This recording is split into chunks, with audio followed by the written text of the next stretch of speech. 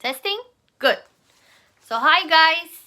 As you can see, it's Miss Davila and Miss Davila Jr. here. Hello.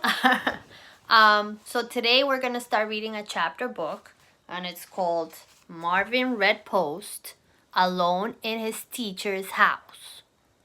So you should start wondering, why is he alone in his teacher's house? Mama, why is he alone in his teacher's house? I don't know. So maybe you can jot down your prediction, or you can just say it out loud. Why do you think he's gonna be alone in his teacher's house? Look at the picture on the front page. That could give you a clue. All right. So we're gonna start reading it today. I'm gonna read chapter 1 here with my helper. All right. So and it was written by Louis Sakar. I don't know if that's how you pronounce it. So Marvin Satar? Redpost, alone in his teacher's house. Satar? Maybe. I'm not sure. Should we read the first page? Okay, so here's the table of contents. Chapter 1, Teacher's Pet. Teacher's pet. You will have a substitute teacher tomorrow, Miss North told her third grade class. All right, shouted Nick. Mrs. North stared at Nick. Marvin Redpost looked down at his desk and smiled. Nick Tuffle was Marvin's best friend. Marvin had two best friends. His other best friend was Stuart Albright. I will be gone for 1 week, said Mrs. North. I won't be back until next Thursday, a week from tomorrow. Hot dog, exclaimed Nick. Mrs. North glared at Nick. I will leave detailed instructions for the substitute, she warned, and if any of you misbehave, I will know about it. That means you, Nick. Hey, why pick on me? Asked Nick.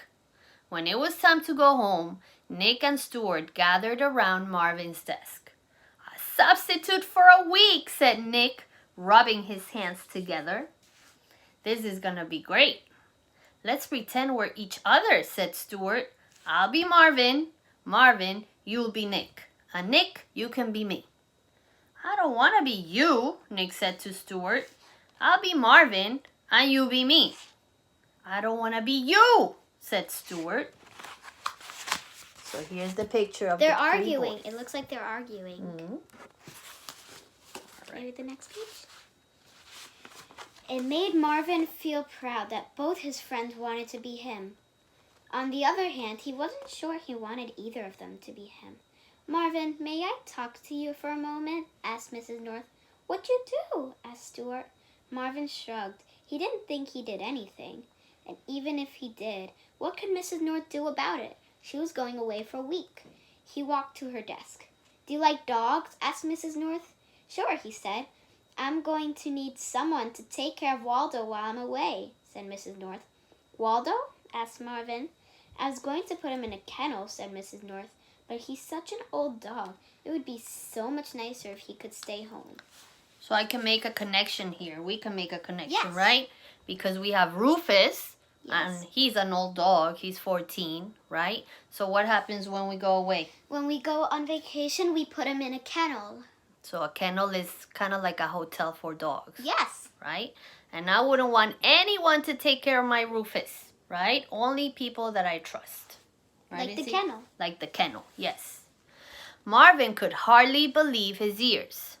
I'll pay you $3 a day, said Mrs. North, times 7 days.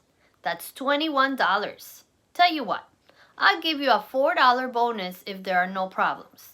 $25. Wow. Marvin nodded his head. He was too shocked to speak. And there comes Rufus. Good, said Mrs. North. You want to come to my house now and meet Waldo? Marvin stared at her. Okay, he said. I'll call your mother, said Mrs. North, and I've got a few things to finish up. I'll meet you in the parking lot in 20 minutes. Okay. Stuart and Nick were waiting outside for him. Did you get in trouble? Asked Nick. No, said Marvin, still in shock.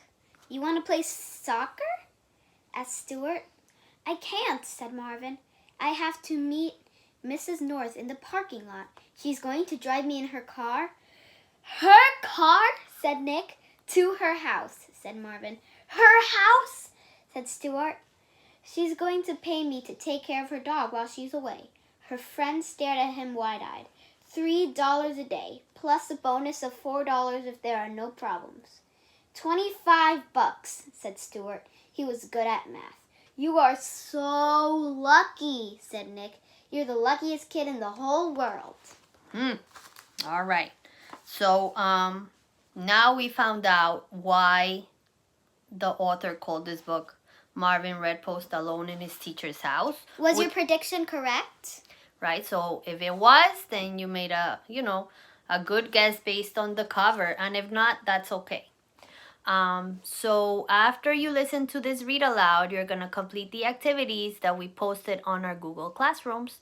And we will see you soon. Bye.